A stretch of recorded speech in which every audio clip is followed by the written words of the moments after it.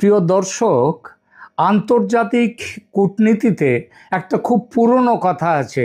আপনি যখন কাউকে কোনো শর্ত দেবেন তার আগে অন্তত এইটুকু জেনে নেবেন সেই শর্ত মানার ক্ষমতা, ইচ্ছা এবং রাজনৈতিক সুযোগ তার আছে কিনা। না হলে সেটা কূটনীতি হয় না, সেটা হয়ে যায় নিজের জন্য নিজেরই তৈরি ফাঁদ পেতে দেয়া। আর আমার প্রশ্ন হচ্ছে, বাংলাদেশের প্রধানমন্ত্রী তারেক রহমান কি সেই ফাঁদেই পা দিলেন? কারণ দিল্লি সফরের আগে ঢাকা এমন দুটি স্পর্শকাতর বিষয় সামনে নিয়ে এসেছে যেগুলি দ্রুত নিষ্পত্তি ভারতের পক্ষে অসম্ভব। করা অসম্ভব। প্রথমত ধরুন শেখ হাসিনার প্রত্যর্পণ, দ্বিতীয়ত শরীফ ওসমান হাদি হত্যাকাণ্ডে অভিযুক্তদের বাংলাদেশের হাতে তুলে দেয়া।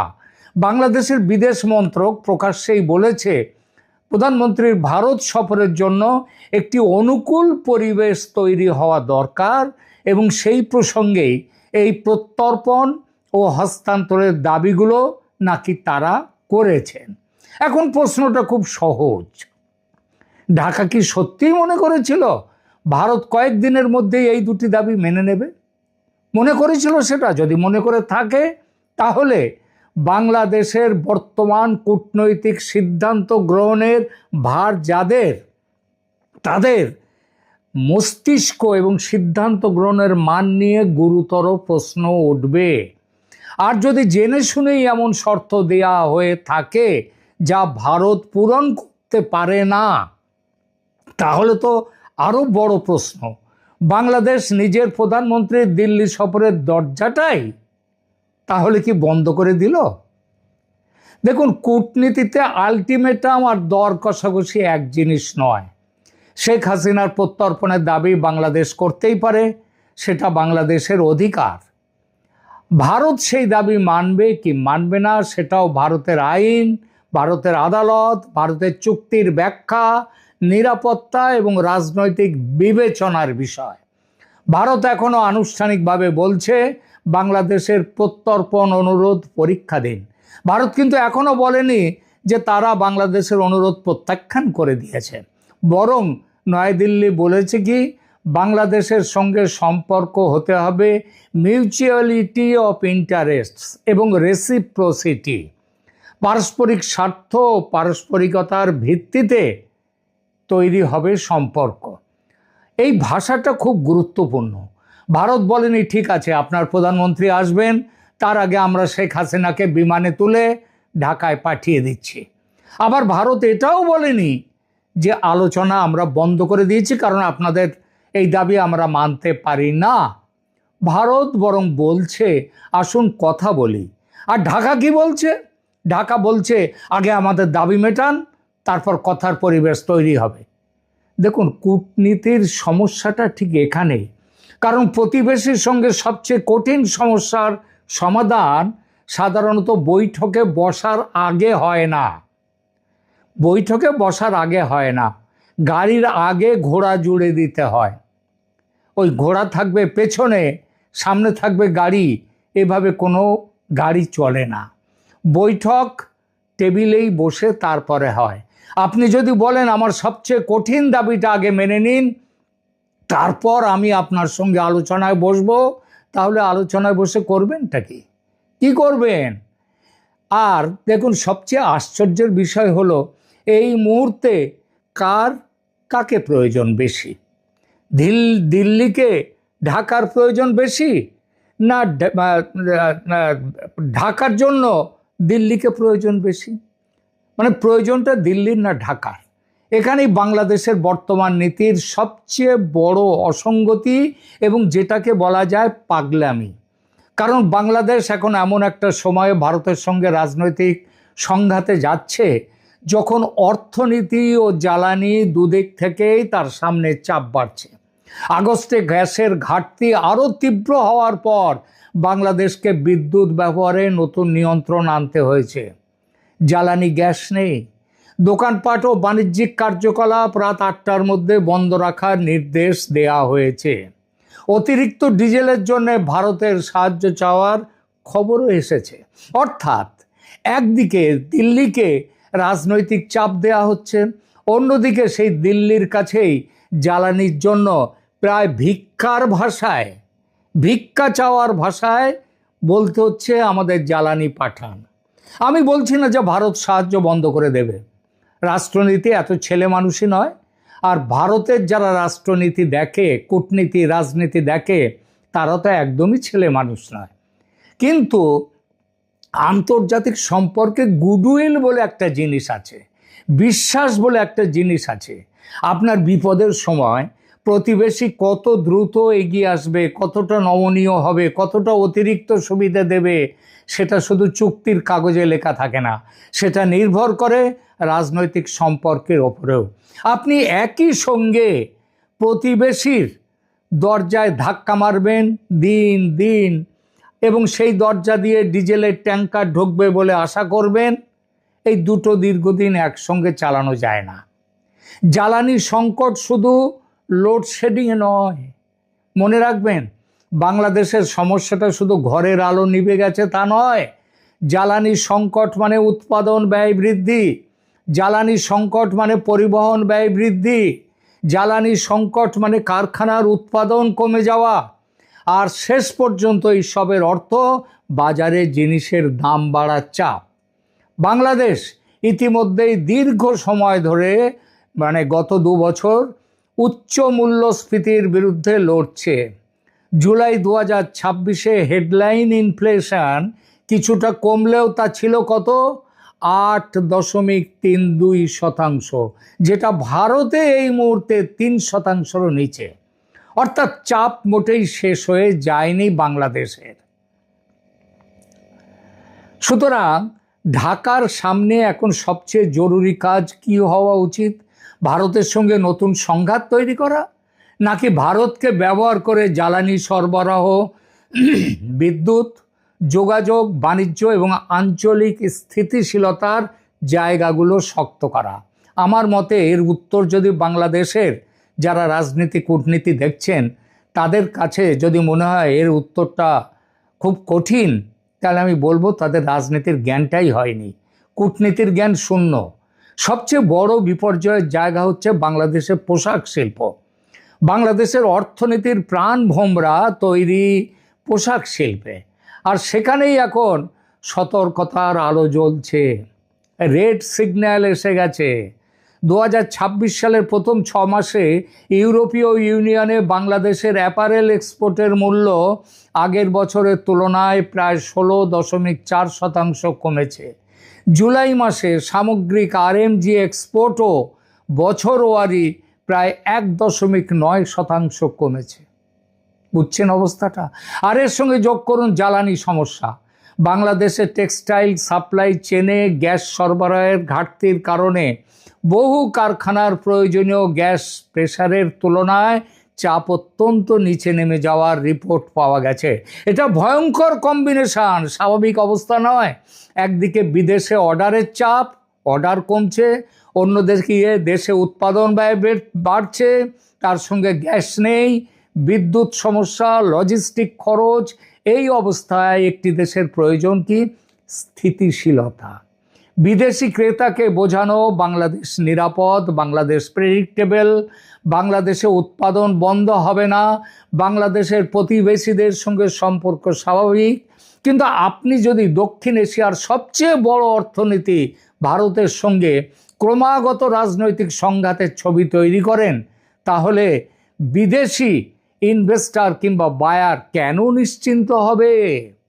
ব্যবসায়ী আবেগ দিয়ে অর্ডার দেয় না, সে ঝুঁকি দেখে, রিস্ক ক্যালকুলেট করে। এবার আসুন গঙ্গার জলে। এখানে বিষয়টা তো ভয়ঙ্কর গুরুতর। 1996 সালের ভারত বাংলাদেশ গঙ্গা জল বন্টন চুক্তির মেয়াদ শেষ হচ্ছে আর 4 মাসের মাথায়, 3 মাসের পরে এখনো আলোচনাই শুরু হলো না। মানে হাতে মাত্র 3টি মাস। নতুন ব্যবস্থার জন্য ভারত বাংলাদেশকে আলোচনায় বসতেই হবে। এখানে কার প্রয়োজনটা বেশি? ভারতের? অবশ্যই নয়, বাংলাদেশের। এখন প্রশ্ন, এই সময়টা কি তাহলে ভারতের সঙ্গে রাজনৈতিক সম্পর্ক তিক্ত করার সময়? বাংলাদেশ অবশ্যই নিজের ন্যায্য জল চাইবে, চাইতেই হবে, কিন্তু নদীর জল তো আলটিমেটাম দিয়ে পাওয়া যায় না। তার জন্য টেকনিক্যাল নেগোসিয়েশন লাগে, জয়েন্ট রিভার কমিশন লাগে, রাজনৈতিক সদিচ্ছা লাগে, দীর্ঘ দর কষাকষি লাগে, এবং সবচেয়ে বেশি লাগে একটা বিশ্বাসের পরিবেশ তৈরি করা। আপনি যদি দ্বিপাক্ষিক সম্পর্কের প্রতিটি বিষয়কে শেখ হাসিনার প্রত্যর্পণের সঙ্গে বেঁধে ফেলেন, তাহলে নিজের নেগোশিয়েটিং স্পেসটা আর থাকে না। কারণ ভারতও তখন বলতে পারে আগে বৃহত্তর সম্পর্কের পরিবেশ স্বাভাবিক হোক, তারপর এইসব কঠিন বিষয়গুলোতে এগোনো যাবে। ভারত বলতেই পারে। তখন ক্ষতি কার বেশি, ভারতের না বাংলাদেশের? যদি বাংলাদেশ মনে করে থাকে ক্ষতি বাংলাদেশের নয় ভারতের, তাহলে বুঝবো তারা মানে ওই চেয়ারে বসার অধিকার তাদের নেই। তিস্তার ক্ষেত্র সেটা ধরুন, একই বাস্তবতা সেখানেও। তিস্তা নিয়ে বাংলাদেশ বহু বছর ধরে চুক্তি চাইছে এবং বাংলাদেশের সেই প্রত্যাশার যৌক্তিক ভিত্তি আছে, কিন্তু বাংলাদেশের নিজের জলসম্পদ মন্ত্রী এই দুদিন আগে বলেছে, তার আগে কি করলেন, তারেক রহমান চীনে গিয়ে তাদের সাথে তিস্তা চুক্তি নিয়ে কথা বলে এলেন, শোনা যাচ্ছে নাকি মৌও হয়েছে। কিন্তু বাংলাদেশের নিজের জলসম্পদ মন্ত্রী এখন কি বলছেন? এখন বলছেন ঢাকা চায় না তিস্তা বিতর্ক ভারত ও বাংলাদেশের সামগ্রিক সম্পর্ককে ক্ষতিগ্রস্ত করুক। এটা নাকি বাংলাদেশ চাইছে না। খুব গুরুত্বপূর্ণ কথা। কিন্তু বাংলাদেশের যারা প্রধানমন্ত্রী এবং অন্য যারা মন্ত্রিসভা রয়েছে, তারা কি এই বাস্তবতা বুঝেছেন? এখানকার জলসম্পদ মন্ত্রী বাস্তবতাটা বুঝেছেন, ঠেকে শিখেছেন। তিস্তার সমাধান দিল্লির সঙ্গে সম্পর্ক ভেঙে পাওয়া যাবে না, দিল্লির সঙ্গে কথা বলেই পেতে হবে। তার উপর তিস্তা শুধু ভারত সরকারের বিষয় নয়, ভারতের যা ফেডারেল স্ট্রাকচার সেখানে এতে পশ্চিমবঙ্গের স্বার্থ আছে, কেন্দ্র রাজ্য সমীকরণ আছে, শুষ্ক মরশুমে জলের অ্যাভেলেবিলিটির প্রশ্ন আছে। তার মধ্যে চীনের সম্ভাব্য ভূমিকা নিয়ে যে ভূ রাজনৈতিক ফাঁদ তৈরি করেছে তারেক রহমান, চীন তৈরি করেছে, তারেক রহমান সেখানে গিয়ে পা দিয়ে রেখে দিয়েছে। এই জট খুলতে প্রয়োজন সূক্ষ্ম কূটনীতি। হাতুড়ি মেরে কখনো জট খোলা যায় না। তারেক রহমানের সবচেয়ে বড় ভুল কোথায়?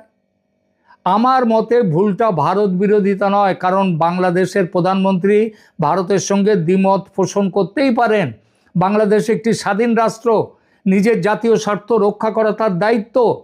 ভুল হচ্ছে জাতীয় স্বার্থ আর অভ্যন্তরীণ রাজনৈতিক স্লোগানকে এক করে ফেলা, গ্যালারির দিকে ফিরে তার ওই লাফঝাঁপ করা। দেশের ভিতরে এটা বলা খুব জনপ্রিয় যে শেখ হাসিনাকে ফেরত না দিলে দিল্লি যাব না। নাহিদ ইসলাম এই দাবি নাকি তুলেছে, আর তারেক রহমান সেই দাবির পেছনে এসে দাঁড়িয়েছে। শুনতে এই কথা খুব শক্তিশালী লাগে, হাততালি পাওয়া যায়, কিন্তু প্রধানমন্ত্রী কিন্তু শুধু হাততালি পেলে চলে না, তাকে হিসেব করতে হয়। আগামী 6 মাসে ডিজেল কোথা থেকে আসবে, বিদ্যুৎ কিভাবে চলবে, শিল্পের গ্যাস কোথা থেকে আসবে, রপ্তানি কমলে ডলার আসবে কোথা থেকে, গঙ্গা চুক্তির কি হবে, তিস্তার আলোচনা কে করবে, সীমান্ত সমস্যার সমাধান কিভাবে হবে, ট্রানজিট পদ্ধতি সেটার কি হবে, রেল যোগাযোগের কি হবে, বন্দর কি হবে, বিদ্যুৎ, বাণিজ্য। একজন বিরোধী নেতা স্লোগান দিতে পারেন, বিরোধীদের কাজ হচ্ছে স্লোগান দেয়া সরকারের বিরুদ্ধে।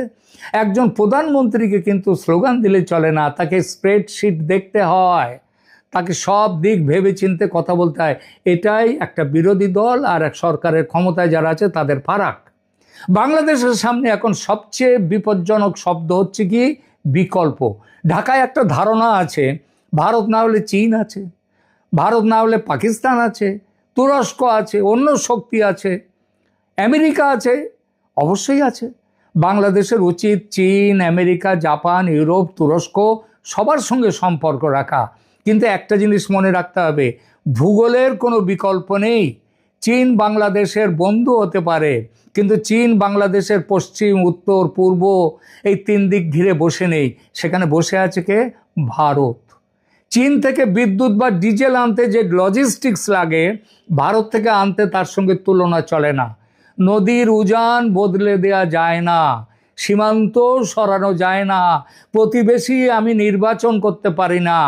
কূটনীতির প্রথম পাঠ হলো, যাকে আপনি সরাতে পারবেন না তার সঙ্গে সম্পর্ক পরিচালনা করতে শিখুন। ভারতের দায়িত্ব আছে কিনা আমি সেই প্রশ্ন অবশ্যই আছে। এখানে একটা কথা পরিষ্কার করে দেওয়া দরকার, এই আলোচনার অর্থ এই নয় যে ভারত যা বলবে বাংলাদেশকে সেটাই মেনে নিতে হবে, একেবারেই নয়। ভারতেরও দায়িত্ব আছে বাংলাদেশের উদ্বেগকে গুরুত্ব দিয়ে শোনা, সীমান্ত হত্যা থেকে জল বন্টন, বাণিজ্যের বাধা থেকে প্রত্যর্পণ, প্রতিটি বিষয়ে বাংলাদেশের কনসার্ন থাকলে ভারতকে তার সেটা চিন্তা করতে হবে। ভারত তো ওই জন্যই একেবারে কেটে দেয়নি, শুধু বলছে আসুন বসুন। বড় প্রতিবেশীর দায়িত্ব ছোট প্রতিবেশীর তুলনায় অনেক সময় বেশি হয়। বড় ভাই আর ছোট ভাইয়ের কথা বলে না বাংলাদেশ, কিন্তু বড় ভাই রামচন্দ্রের মতো হবে নাকি বড় ভাই ঘাতক হবে, সেটা কিন্তু ভারত সেই ভূমিকাটা কিন্তু খুব ভালোভাবেই রেখে দেয়। সম্পর্ক যখন যদি ট্রানজ্যাকশান হয়ে যায়, আগে আমার দাবি মানো তারপর আমি তোমার সঙ্গে বসবো, তাহলে দুপক্ষেই ক্ষতিগ্রস্ত হয়। কিন্তু একটা মনে রাখতে হবে একটা পার্থক্য, বড় অর্থনীতির ধাক্কা সামলানোর ক্ষমতা বেশি, ছোট অর্থনীতির কম। এই বাস্তবতাকে যদি অপমান মনে করে কেউ, তাহলে বুঝবো তিনি কূটনীতির অ আ ক খ শেখেননি।